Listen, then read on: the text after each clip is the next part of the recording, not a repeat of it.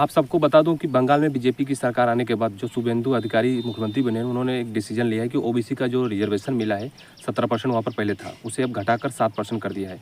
जिन्हें नहीं पता है उन्हें बता दूं कि वहाँ पर ओबीसी का जो रिजर्वेशन है 2 कैटेगरी में है, ओबीसी ए, ओबीसी बी, मतलब कैटेगरी बना कर रखा था ममता बनर्जी जो जब वहाँ पर वो सरकार में थी उन्होंने।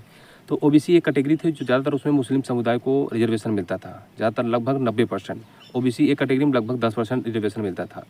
ओबीसी बी कैटेगरी जो थी उसमें 7% रिजर्वेशन है, जिसमें ज़्यादातर हिंदू समाज के लोगों को मिलता है। तो जो शुभेंदु अधिकारी जो बीजेपी के उसमें मुख्यमंत्री बने, उन्होंने 10% जो रिजर्वेशन मुस्लिम वाला समुदाय में था, उसे समाप्त कर दिया है। उन्होंने कहा है कि जो 2024 में कलकत्ता हाई कोर्ट ने निर्देश दिया था, उसी का वो पालन कर रहे हैं, क्योंकि कोर्ट ने कहा था कि कुछ गलत जातियों को जानबूझ के गलत तरीके से उन्हें रिजर्वेशन दिया जा रहा है, तो उसे समाप्त किया जाना चाहिए। कि जब ममता बनर्जी सरकार में थी, उन्होंने ऐसा काम नहीं किया। उसके बाद जब बीजेपी की सरकार बनी है, तो उन्होंने हाई कोर्ट का जो हवाला देते हुए उसे समाप्त कर दिया है। तो ये थी ये जानकारी।